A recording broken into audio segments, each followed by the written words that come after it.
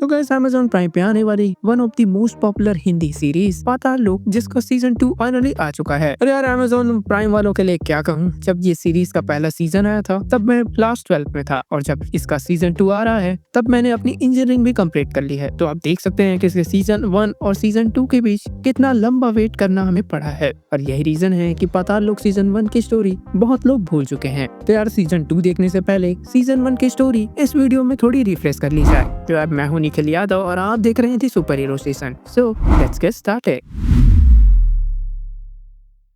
यार एपिसोड 1 की शुरुआत में हम देखते हैं दो पुलिस वालों को, जिसमें से एक का नाम होता है हाथीराम तो यार दूसरे का नाम होता है इंस्पेक्टर अंसारी। यार यहीं पे हम हाथीराम को देखते हैं जो कि अपने जूनियर अंसारी को पृथ्वी लोक, पाताल लोक और स्वर्ग लोक के बारे में कुछ बता रहा होता है। और इसके अगले ही सीन में 4 लोगों का एक ग्रुप इसी का मर्डर करने के लिए एक साथ निकल रहे होते हैं। तभी इस बीच जब ये ब्रिज पर होते हैं तभी इन्हें पुलिस वालों की टीम घेर लेती है और अरेस्ट होने से पहले उनमें से एक बंदा अपना फोन उस ब्रिज से नीचे फेंक देता है। और यार ये सारी की सारी चीजें वहाँ खड़ी मीडिया भी देख रही होती है, तो इस चीज को लेके काफी बवाल मीडिया में हमें देखने को मिलता है। यार इसके बाद हमें इस सीरीज के एक और कैरेक्टर को दिखाया जाता है जिसका नाम होता है संजीव मेहरा। और यार ये संजीव मेहरा न्यूज रिपोर्टिंग दुनिया का एक फेमस नाम होता है। यार संजीव मेहरा को ये पता चलता है कि असल में वो 4 लोग उसी का मर्डर करने के लिए आ रहे होते हैं। और यार इधर हम देखते हैं कि संजीव मेहरा के बॉस चाहते थे कि संजीव मेहरा उसके चैनल से रिजाइन कर दे, मगर संजीव मेहरा किसी भी हालत में इस जॉब को नहीं छोड़ना चाहता। और इसके बाद यार उस संजीव मेहरा का दोस्त उसे घर ड्रॉप करने के लिए जा ही रहा होता है। तभी इस बीच संजीव मेहरा अपने घर के सामने बहुत सारे रिपोर्टर्स की फौज देख के वो अपने घर से थोड़े दूर पहले ही रुक जाता है। अब यार वो घर तो जा नहीं सकता था, इसलिए वो चला जाता है एक बार में जहाँ उसे उसके कलीग मिलती है। यार इसके दूसरे दिन हम देखते हैं कि उन 4 लोगों को पुलिस स्टेशन ले जाया गया होता है और इधर इंस्पेक्टर हाथीराम संजीव मेहरा से कुछ पूछताछ के लिए उनके घर गया होता है। और जिसके बाद यार हाथीराम के सीनियर हाथीराम पे भड़क रहे होते हैं क्योंकि यार इन्वेस्टिगेशन शुरू होने से पहले ही इस केस में संजीव मेहरा का नाम आ गया था। और इसके बाद काम से थक हार के हाथीराम जैसे ही अपने घर जाता है उसे पता चलता है कि उसका बेटा एग्जाम में फेल हो गया है। खत्म। और यार इधर हम देखते हैं कि जब इंस्पेक्टर अंसारी उन 4 लोगों की क्रिमिनल हिस्ट्री चेक कर रहा होता है तो अंसारी को पता चलता है कि इनमें से एक बंदा जिसका नाम होता है विशाल त्यागी वो एक बहुत बड़ा क्रिमिनल होता है और जिसके ऊपर 40 से भी ज्यादा मर्डर के केस चल रहे होते हैं। मगर यार सरप्राइज करने वाली बात ये थी कि इस त्यागी को अब तक कोई भी अरेस्ट नहीं कर पाया था। और जिसके बाद यार अंसारी ये सारी जानकारी हाथीराम को देता है और उसे पुलिस स्टेशन बुला लेता है। जिसके बाद यार हाथीराम कई जोर लगा देता है कि वो विशाल त्यागी से कुछ जानकारी ले सके, मगर यार विशाल त्यागी है कि बोलने का नाम नहीं लेता। और जिसके बाद यार एक एक करके सारे लोगों से पूछताछ चालू हो जाती है। तो यार त्यागी, तोप सिंह और उनके साथ मौजूद एक लेडीज वो तो कुछ नहीं बताते, मगर इनमें से चौथा बंदा जिसका नाम होता है कबीर वो हाथीराम को बताता है कि इन तीनों को वो पहले से नहीं जानता। इसके अलावा आगे वो और बताता है कि वो किसी तारिक नाम के बंदे के लिए गाड़ी चुराया करता था और उसी तारिक ने वो गाड़ी चुरा के इन तीनों बंदों को बैठा के वहां से ले जाने के लिए कहा होता है। कबीर आगे ये भी कहता है कि त्यागी सबसे पहले संजीव को मारने के लिए आया होता है, मगर संजीव को मारने से पहले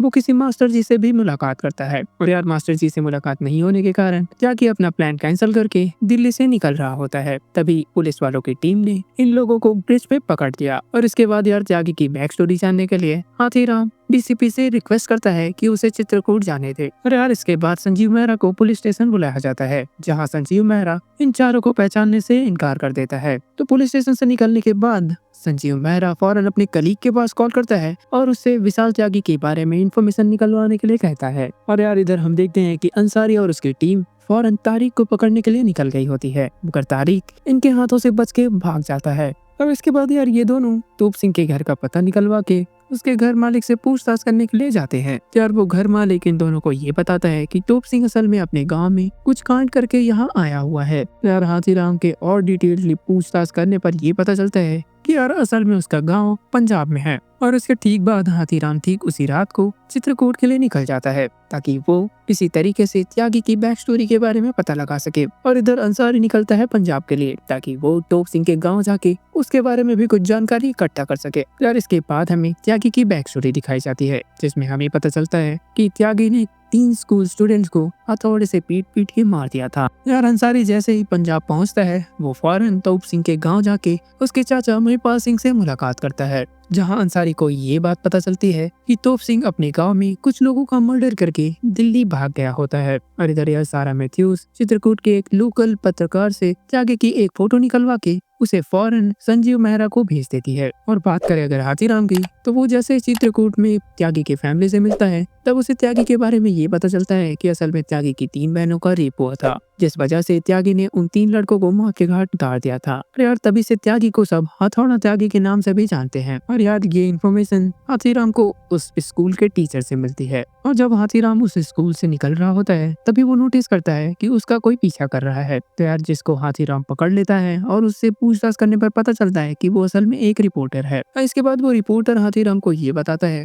कि असल में त्यागी दुनिया गुर्जर के लिए काम करता था। यार वो रिपोर्टर ये भी बताता है कि असल में दुनिया गुर्जर एक बहुत बड़ा डाकू है, जो कि जंगलों में रह के ये पूरी की पूरी सिटी चलाता था, और जिसे देखना तो दूर उसके बारे में बहुत कम लोगों को ही पता होता है, और जिसका पूरा का पूरा काम उसका छोटा भाई ग्वाला गुर्जर संभाल रहा होता है। और यार इधर हाथीराम त्यागी के बारे में और भी ज्यादा इन्फॉर्मेशन कलेक्ट कर ही रहा होता है कि इतने में संजीव मेहरा अपने चैनल में त्यागी के बारे में बहुत सारी इन्फॉर्मेशन लीक कर देता है। और इसे देख के हाथीराम के सीनियर काफी नाखुश होते हैं। और यार इसके बाद हमें दिखाया जाता है कि असल में उन 4 लोगों में से एक जो लड़के की तरह दिख रही होती है, यार असल में वो एक ट्रांसजेंडर होती है। और हाथीराम जैसे ही अपने थाने में वापस आता है, वो फौरन उससे पूछताछ करता है। तो ये हाथीराम को बताती है कि असल में ये एक बिल्डर तलरेजा के लिए काम करती थी, और इस बिल्डर की तरफ से इसे 2 लाख रुपए दिए गए थे, और बस इसका काम ये था कि उन लोगों के साथ इसे अगले 3-4 दिन रहना था। और इधर हमें जमुना के पास उस तारे की लाश मिलती है, जिसे यार हाथीराम देखते ही समझ जाता है कि असल में सुसाइड नहीं बल्कि एक मर्डर है। और इधर रिवील होता है कि तोप सिंह के द्वारा फेंका गया वो फोन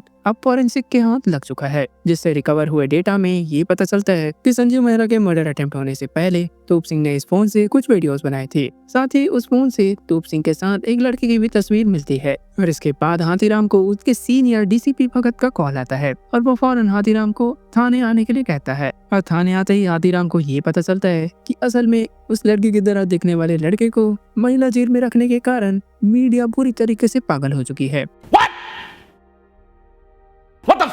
पर यार हाथीराम के सीनियर पहले से ही हाथीराम से बहुत ज्यादा नाराज चल रहे होते हैं, और ये इंसिडेंट्स आग में घी डालने का काम कर देती है, जिस वजह से हाथीराम को सस्पेंड कर दिया जाता है। और तो और यार ये केस दिल्ली पुलिस से छीन के अब सीबीआई को सौंप दिया गया है। तो यार दूसरे दिन हाथीराम सीधे अपने सीनियर के घर चला जाता है, और उसे ये बताता है कि हम इस केस को सॉल्व करने के बहुत नजदीक हैं, और कोई जानबूझ के सबूत मिटा रहा है ताकि ये केस सॉल्व ना हो सके। मगर यार डीसीपी हाथीराम की बातों को सीरियसली नहीं लेता, और उसे इस केस से काफी दूर रहने की सलाह देता है। तो यार अब हाथीराम के घर में भी सबको पता चल गया था कि अब हाथीराम सस्पेंड हो चुका है। और यार इधर हमें दिखाया जाता है कि हाथीराम का बेटा सिद्धार्थ अपने दोस्त राजू के घूमने जाने के लिए पूछने पर पहले तो मना कर देता है, और उनके जाने के बाद वो अपने दोस्त राजू के कमरे में जाता है और वहाँ से गन उठा लेता है, और उस गन को यार अपने साथ स्कूल भी लेके चला जाता है। और उसके किसी क्लासमेट से झगड़ा होने के बाद वो अपने क्लासमेट के ऊपर ही वो गन तान देता है। और इतना सब सीन क्रिएट होने के बाद हाथीराम को प्रिंसिपल के द्वारा इस स्कूल में बुलाया जाता है, और इधर सीबीआई सीधे संजीव मेहरा को ये बताती है कि यहाँ पे एक अटैक होने वाला था,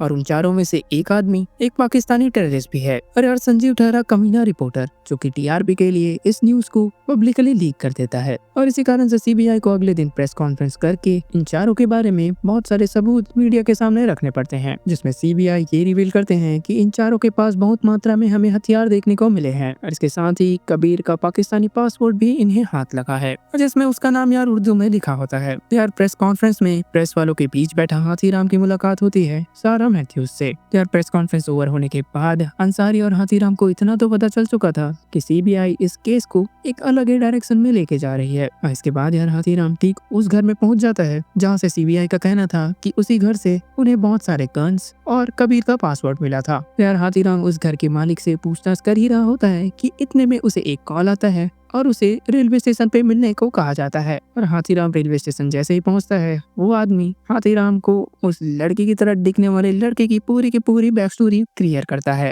और बस इधर हमें दिखाया जाता है कि कुछ गुंडे राजू के घर के बाहर आके राजू से वो गन वापस मांग रहे होते हैं। और इधर सिद्धार्थ के साथ हुए उस स्कूल वाले कांड के बाद वो गन असल में हाथीराम अपने साथ रख लिया होता है। और यार इधर राजू को भी शक हो जाता है कि असल में वो गन सिद्धार्थ ने ही ली होगी, जिस पर राजू सिद्धार्थ को एक सुनसान से जगह लेके जाता है, और उसे मार के ये पूछने लग जाता है कि असल में वो गन कहाँ है। और यार सिद्धार्थ के वापस घर आने के बाद जब सिद्धार्थ की हालत हाथीराम देखता है तो वो फौरन सिद्धार्थ से ये पूछता है कि असल में हुआ क्या, जिस पर सिद्धार्थ पूरी की पूरी कहानी अपने पापा को बता देता है। और गाइस इसके बाद शुरू होता है असली मजा।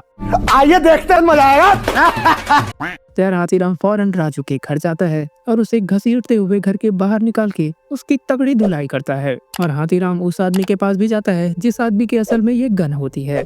और इसके बाद यार सारा मैथ्यूज हाथीराम से मुलाकात करती है और उसे ये बताती है कि यूपी के एक मिनिस्टर वाजपेयी जब वो पीडब्ल्यूडी में एक मिनिस्टर था तब यार चित्रकूट के ग्वाला गुज्जर ने रोड बनाने के लिए कुछ उससे कॉन्ट्रैक्ट्स लिए थे। और इसी के साथ ही मैथ्यू के द्वारा कुछ फोटोज भी हमें दिखाई जाती है जिसमें हमें देखने को मिलता है कि त्यागी का स्कूल टीचर पहले एक पुलिस वाला होता है और वो वाजपेयी की सिक्योरिटी ड्यूटी करता था। और ये जानकारी हाथ लगने के बाद हाथीराम फौरन एक बार फिर से चित्रकूट वापस जाता है और उसी टीचर से मुलाकात करता है जिससे यार उसे त्यागी के बारे में वो इन्फॉर्मेशन पता लगी थी। तो यार हाथीराम के पूछे जाने पर वो टीचर सब कुछ हाथीराम के सामने बक देता है कि किस तरीके से वो दुनेलिया गुज्जर से मिला और उसके साथ काम करने लगा। दुनेलिया की गैंग ज्वाइन करने के बाद ही इसने अपनी पुलिस की नौकरी छोड़ दी और इसके बाद यार ये एक टीचर की नौकरी करते हुए उस गैंग के लिए काम करने लगा। तो यार वो टीचर हाथीराम को ये भी बताता है कि जब त्यागी ने उन 3 बच्चों का मर्डर किया था तब उसी टीचर ने त्यागी को दुनेलिया के पास छोड़ा था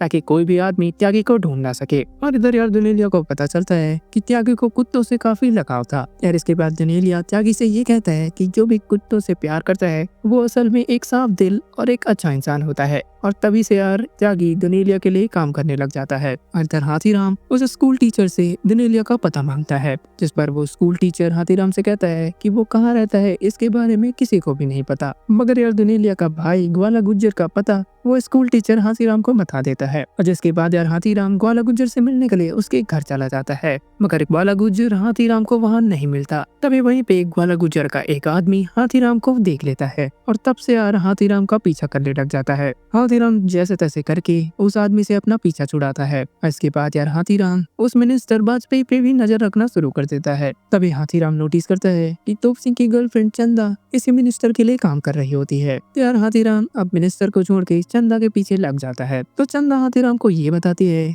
कि तोप सिंह को और किसी ने नहीं बल्कि मिनिस्टर के पीए ने ही दिल्ली भेजा था और दिल्ली जाने के बाद उसे 2-3 लोगों के साथ ही रहने के लिए कहा गया था। और इसके बाद हाथीराम फौरन अंसारी को कॉल करके रिजवी भगत की कॉल रिकॉर्ड्स निकालने के लिए कहता है। और इसके बाद यार हाथीराम को वो चित्रकूट वाला न्यूज रिपोर्टर एक लिस्ट देके ये कहता है कि ग्वाला गुज्जर वाजपेयी की अपोजिट पार्टी से चुनाव लड़ रहा था, जबकि हम सब जानते हैं कि ग्वाला गुज्जर दुनेलिया का ही भाई है और दुनेलिया यार वाजपेयी को ही सपोर्ट करता था। और इसी सपोर्ट की बदौलत वाजपेयी ग्वाला को वो कॉन्ट्रैक्ट देता था। यार डीसीपी भगत की कॉल डिटेल्स निकलने के बाद अंसारी हाथीराम को ये बताता है कि जो फोन तोप सिंह ने पानी में फेंका था असल में डीसीपी भगत उस फोन को काफी टाइम से फॉलो कर रहे थे। यार अब हाथीराम को ये क्लियर हो चुका था कि असल में असली टारगेट संजीव मेहरा नहीं बल्कि वो 4 पकड़े गए क्रिमिनल्स थे। यार हाथीराम अंसारी से बात कर ही रहा होता है कि इतने में ग्वाला गुज्जर के 2 आदमी आके हाथीराम को पकड़ लेते हैं और हाथीराम की हालत पूरी करके उसे ग्वाला गुज्जर के सामने पेश करते हैं। यार यहाँ पे हाथीराम ग्वाला गुज्जर के सामने ये कहता है कि असल में दुनेलिया गुज्जर मर चुका है। और इस बात को सुन के ग्वाला गुज्जर काफी शॉक हो जाता है क्योंकि यार इस बात को केवल 3 ही लोग जानते थे। और जिसके बाद यार ग्वाला गुज्जर हाथीराम को मारने ही वाला होता है कि इतने में हाथीराम कहता है कि ये बात अब सबको पता चल जाएगी। और यार यहाँ पे हम हाथीराम के मुंह से ये सुनते हैं कि असल में ये कहानी चल के आ रही है। तो यार असल में दुनेलिया के मरने के बाद वाजपेयी त्यागी को मारना चाहता था क्योंकि यार वाजपेयी बिल्कुल भी नहीं चाहता था कि ग्वाला गुज्जर राजनीति में आए और वाजपेयी जानता था कि त्यागी अकेला वो इंसान था जिससे उसे खतरा था। तो यार त्यागी को मारने के लिए वाजपेयी और डीसीपी भगत ने ये प्लान बनाया था जिससे यार वाजपेयी का भी काम हो जाता और डीसीपी भगत को भी मेडल्स मिल जाते और ऊपर से एक न्यूज एंकर को मार के एक पॉलिटिकल प्रेशर भी बनाया जा सकता था। तो यार ये सब सुनने के बाद ग्वाला गुज्जर हाथीराम को जाने देता है मगर जाते जाते ग्वाला गुज्जर से एक क्वेश्चन कर जाता है कि संजीव मेहरा के सामने होते हुए भी त्यागी ने उसे क्यों नहीं मारा। तब हमें पता चलता है कि एक कुत्ते के कारण संजीव मेहरा की जान बच गई थी क्योंकि यार त्यागी के मन में ये बात छप चुकी थी कि जो भी आदमी कुत्ते को पसंद करता है वो एक साफ दिल का इंसान होता है। और जब त्यागी संजीव मेहरा को मारने के लिए गया होता है तब वो देखता है कि संजीव मेहरा कुत्ते को काफी पसंद करता है और यही रीजन था कि त्यागी ने उसे नहीं मारा। और इसी वजह से यार उस वक्त त्यागी मास्टर जी से बात करना चाहता था और मास्टर जी मतलब दुनिया गुजर और बात नहीं होने के कारण त्यागी इस प्लान को कैंसिल करके वहाँ से जा रहा होता है। तभी इस बीच उस ब्रिज पे पुलिस वाले इन लोगों को पकड़ लेते हैं। पहले तो डीसीपी की टीम ब्रिज पे ही इन चारों का एनकाउंटर करने वाली थी, मगर यार ब्रिज पे ही मौजूद एक मीडिया की वैन को देख के उनका प्लान चेंज हो जाता है और उन्हें खाली गिरफ्तार किया जाता है। और यार लास्ट में जब त्यागी को ये पता चलता है कि दुनिया गुजर यानी मास्टर जी अब नहीं रहे, तो अपने आप को वो गोली मार के खत्म कर लेता है। और बस यहाँ हो जाता है पाताल लोक सीजन 1 दी एंड। यार आशा करता हूँ पाताल लोक का सीजन 1 आपको अच्छे से समझ आ गया होगा। अब यार आप रिलैक्स होकर सीजन 2 का मजा ले सकते हैं। यार अगर वीडियो आपको पसंद आया हो तो हमारे चैनल दी सुपर हीरो स्टेशन को सब्सक्राइब करें और इस वीडियो को लाइक करें। तब तक के लिए यार मैं मिलता हूँ आपको ऐसे किसी नए वीडियो के साथ। Bye bye.